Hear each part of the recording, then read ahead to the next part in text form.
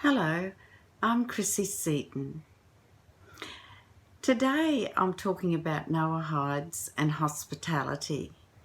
And I think most of us look towards Abraham as our example of hospitality. Abraham invited people into his tent to refresh themselves with food. And the only thing he asked in return was that at the end of that meal that people thanked Hashem for providing their sustenance. And I think in lots of ways we can really look deeply into the example that Abraham has set for us all. He not only refreshed his guests with a meal, but when they were finished and ready to continue on their journey, Abraham escorted his guests, and depending on the circumstances, how far he escorted his guests. So I want to talk a little bit about that. Have you ever visited someone and spent a nice time with them, maybe had a meal, what have you, and when it was time to go home, you said your goodbyes, the host opened the door, let you out, and before you could draw a breath, they'd shut the door and that was it, and you were sort of left standing there and proceeded to your car or the bus stop or your push bike or whatever it was or is to leave the premises. It's a peculiar feeling. I've had it done to me, and I think, oh, okay, righto, I'll leave. You don't even get a chance to have maybe a second opportunity to say, look, I really enjoyed myself here. It's like, no, it's over, open the door, out you go, shut the door, bang, that's it, it's all over. When I was a child growing up, and up until my parents were deceased, we always, naturally you greet your guests, but when it was time for those guests to leave, it was just the done thing. Whoever was remaining in the household got up and you walked those people to their vehicle, to their car. And we lived in the country, you know, the long way from civilization in some ways. And so not only did we walk them to their car and say our final goodbyes and wish them the blessings, etc., but if the weather was inclement, if there had been a little bit of rain or something like that, or perhaps the drivers were young or elderly people, my father would actually get in his car or vehicle and follow those people along our internal road on the property until they were out safely onto the main arterial road. Now, he did that because a little bit of rain could make the road slippery, they could be bogged.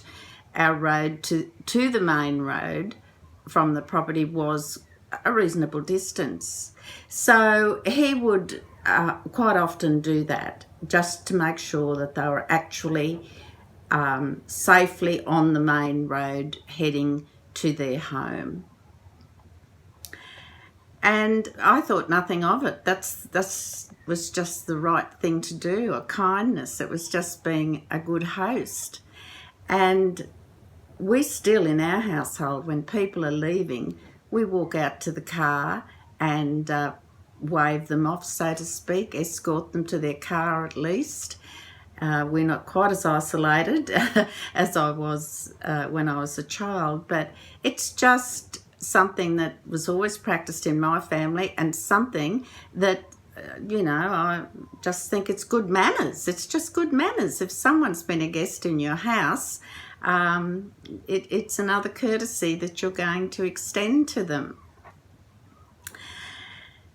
Social morality and obligation of doing kindness.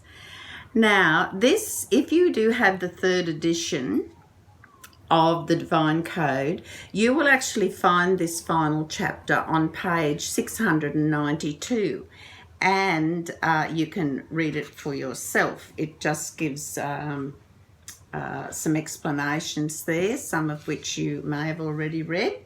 But what I like is the very final page in the book, page 700, and the very final paragraph is about hospitality. And I want to read it to you.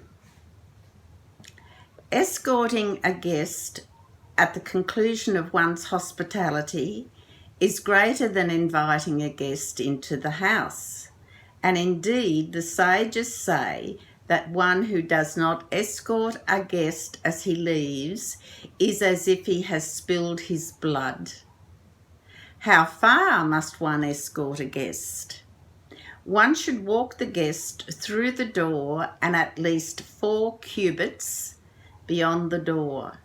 And if the guest is a respectable person, the host must escort the guest according to the guest's honour or their needs. So there's the closing paragraph in this book, in this third edition, explains it beautifully.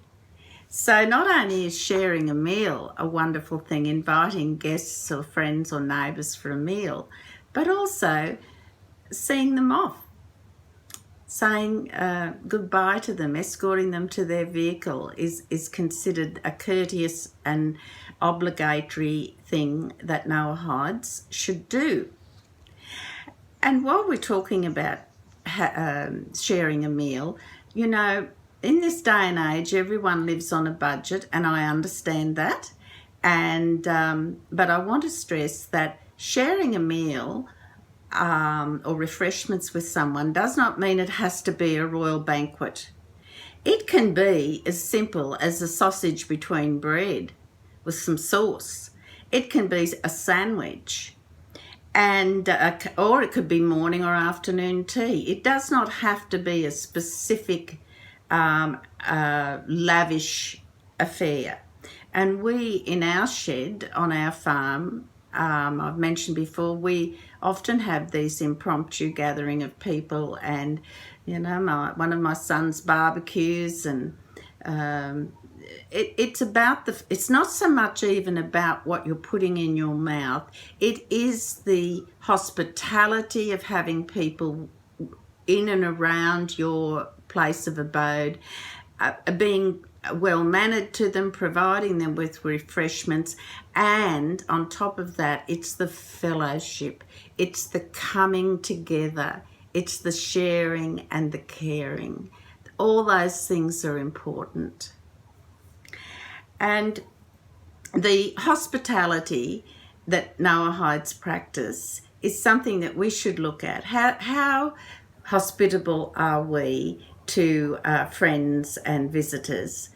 And I'm sure most people in Australia know what I'm talking about. Australians are very good at impromptu backyard barbecues and put a sausage on the barbecue, all sorts of things.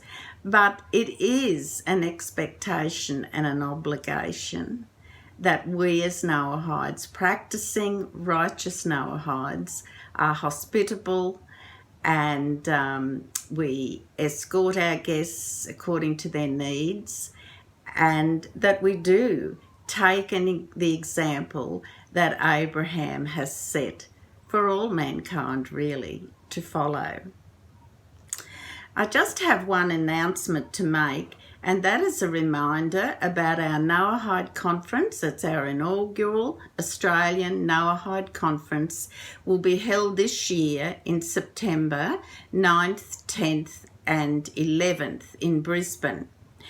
I have had some expressions of interest. There are a few details that I have not been able to publish simply because I haven't had the final costings in for catering, etc. And therefore I can't truthfully and accurately tell you what the actual conference will cost. However, the cost of your travel to and from Brisbane here and your accommodation, you must make those arrangements and pay for those yourself. That's your travel and your accommodation. I advise you to look for accommodation in the CBD because that will be in very comfortable walking distance to the actual venue for the conference. A reminder that if you're visiting us from outside of Australia, you will need to look at your travel documents, example, your visa.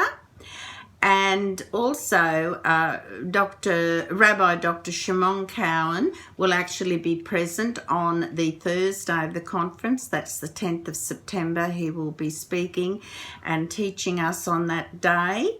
Now, the actual cost of the conference itself, that is the actual coming and being at the conference and the lessons, etc., and the conference package, that cost hasn't been finalised.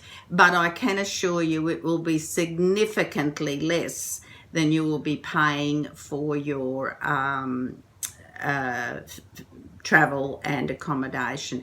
It is my sincere intention to keep the cost to an absolute minimum.